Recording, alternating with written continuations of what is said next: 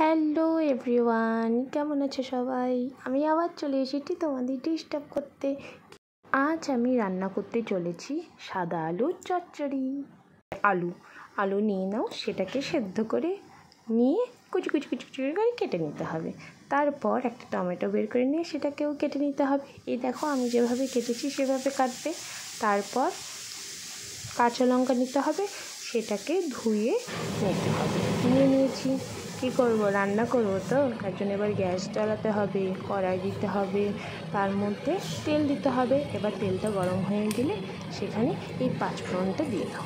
পাঁচফোড়নটা দেওয়ার পরে তারপরে এই যে কাঁচা লঙ্কাগুলো নেওয়া হয়েছে সেটাও দিয়ে দাও। এরপর একটু লঙ্কাটা একটু ভাজা ভাজা হয়ে গেলে তারপর সেটার মধ্যে টমেটোটা কুচি করে রাখা হয়েছিল না, সেটাকেও দিয়ে দিতে হবে। তারপরে এবার টমেটোটাকে ভাজতে হবে, নাড়াচাড়া করে নিয়ে টমেটোটাকে ভেজে নিয়ে তারপর আর কি, একটাই তো উপকরণ আমাদের, বেশি তো নেই। ওই যে আলু সেদ্ধটা কুচি কুচি করে কেটে রাখা হয়েছিল সেটাকে দিয়ে দিতে হবে কড়াতে। দেওয়া হলো। এবার কিচ্ছু না, শুধু নাড়িয়ে নাড়িয়ে নাড়িয়ে আলুটাকে ভাজতে হবে, আর কিচ্ছু করতে হবে না। ওই সেদ্ধ আলুর যে কাঁচা কাঁচা গন্ধটা, সেই ব্যাপারটা যেন না থাকে সেটা দেখতে হবে। এভাবে খুন্তি দিয়ে নেড়ে নেড়ে আলুটাকে বেশ ভালো করে ভেজে নিতে হবে। কিচ্ছু না, শুধু ভাজো ভাজো ভাজো। কতক্ষণ? এই 2 থেকে 3 মিনিটের মতো ভাজতে হবে। এ দেখো আমি ঠিক যেভাবে ভাজছি সেভাবেই ভাজবে। এরপর যখন একটু ভাজা ভাজা হয়ে যাবে আলুটা, তখন কি করব, তার মধ্যে একটু জল দিয়ে দিতে হবে। আমি জেনারেলি রান্নায় গরম জলই দিই, তোমরা যদি ঠান্ডা জলেও দেও তাতেও কোনো অসুবিধে নেই। ও হ্যাঁ, আমি তো বলতেই ভুলে গেছি, নুন আর মিষ্টিটা তোমরা যে যেরকম খাও সেই আন্দাজে দিয়ে দেবে, ঠিক আছে? তারপর জলটা ফুটে গেলেই তো রেডি সাদা আলুর চচ্চড়ি।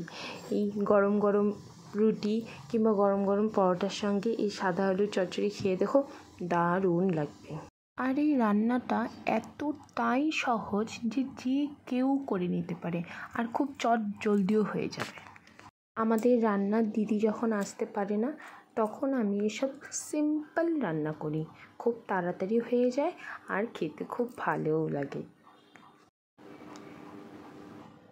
এই দেখো, তারপর আমি জল দিয়ে দিয়েছি। জলটা দেওয়ার পর জলটা যখন ফুটে আসবে, এই যে দেখবে খুব গাঢ়ও করবে না, আবার খুব ঝোল ঝোলও রাখবে না, একটু এরকম ব্যাপার লাগবে, একটু মাখো মাখো, একটু হালকা হালকা ঝোল ঝোল ব্যাপারটা লাগবে। কারণ ঠান্ডা হওয়ার পর জলটা আর একটু টেনে নেবে। তো এইরকম টেক্সচারটা রেখো, রাখার পরে গরম গরম খেয়ে নাও পরোটার সাথে। দারুণ, মুখে লেগে থাকবে এর স্বাদ। হয়েছে বাবা, আমি অনেক বক বক করলাম। আমার সাদা আলুর চচ্চড়ি প্রায় হয়ে এসেছে, আমার পরোটাও রেডি আছে। আমি যাই, খেয়ে নিই। তোমরাও কিন্তু ট্রাই করো আর খেয়ে বলো কেমন হয়েছে। বাই।